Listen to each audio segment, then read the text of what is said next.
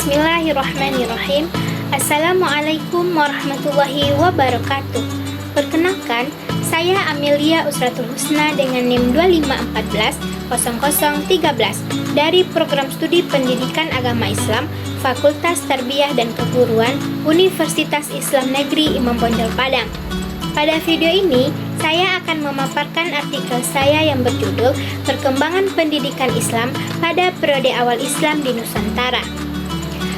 Islam pada masa awal memiliki peran sangat penting dalam membentuk fondasi sistem pendidikan Islam yang kemudian berkembang hingga menjadi bagian integral dari sistem pendidikan di Indonesia saat ini. Pemahaman terhadap periode awal ini penting karena pada fase inilah terjadi proses perintisan nilai, konsep, serta praktek pendidikan Islam yang diwariskan berkembang dari waktu ke waktu. Masuknya Islam ke Nusantara diperkirakan berlangsung sejak abad ke-7 hingga abad ke-13 Masehi melalui jalur perdagangan internasional yang menghubungkan Timur Tengah, India, dan Asia Tenggara. Para pedagang Muslim di Arab, Persia, dan Gujarat tidak hanya berperan sebagai pelaku ekonomi, tetapi juga sebagai pembawa ajaran Islam. Penyebaran Islam di Nusantara berbeda dengan wilayah lain karena tidak melalui kekuatan militer, melainkan melalui pendekatan damai, interaksi sosial, hubungan ekonomi, serta adaptasi budaya. Keberhasilan Islamisasi sangat dipengaruhi oleh strategi dakwah yang persuasif dan inklusif.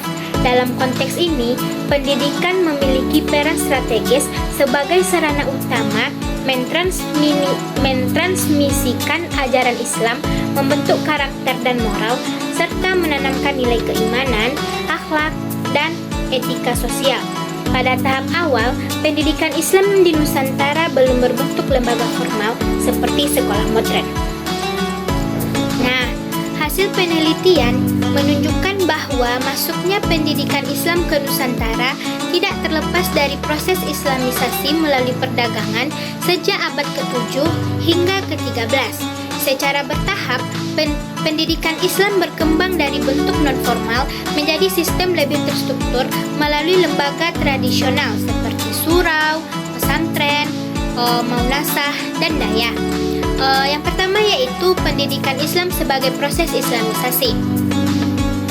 Perkembangan pendidikan Islam pada periode awal tidak dapat dipisahkan dari proses Islamisasi yang berlangsung damai dan bertahap. Pendidikan berperan sebagai sarana utama mentransmisikan ajaran Islam melalui interaksi sosial perdagangan Muslim, ulama, dan masyarakat setempat, khususnya di wilayah pesisir pusat perdagangan. Pendekatan dakwahnya persuasif, akomodatif, dan tidak memaksakan perubahan drastis sehingga nilai-nilai Islam terinternalisasikan bertahap tanpa resistensi. Yang kedua karakteristik pendidikan Islam. Awal pendidikan Islam, masa awal memiliki karakteristik sederhana, fleksibel, dan tidak terikat sistem formal modern.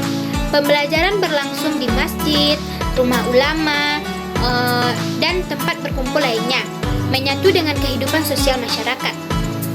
Kegiatannya bersifat informal seperti pengajian di masjid, surau, dan rumah ulama dengan metode halaqah dan pengajaran individual.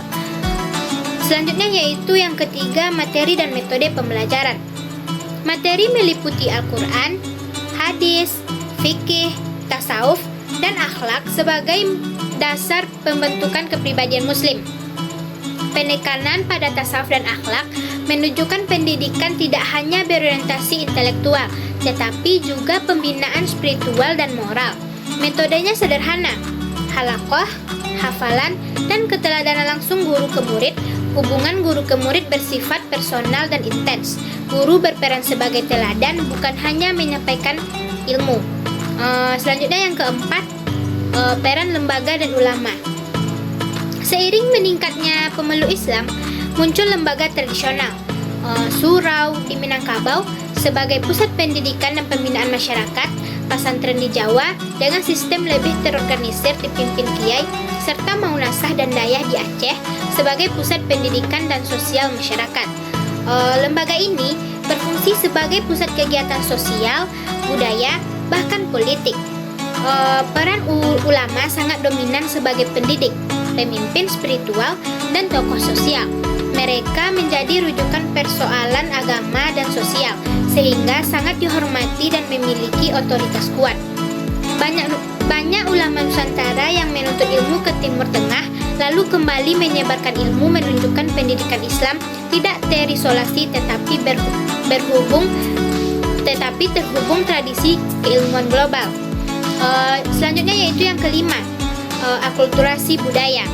Faktor penting keberhasilan adalah akulturasi budaya. Islam berkembang dengan menyesuaikan diri terhadap budaya lokal tanpa menghilangkan identitas dasarnya. Terlihat dari penggunaan bahasa lokal, penyesuaian metode pengajaran, dan integrasi nilai budaya dalam pendidikan. Pendekatan fleksibel ini membuat pendidikan Islam diterima luas dan berkembang secara dinamis. Demikian pemaparan dari saya. Mohon maaf atas segala kekurangan. Wassalamualaikum warahmatullahi wabarakatuh.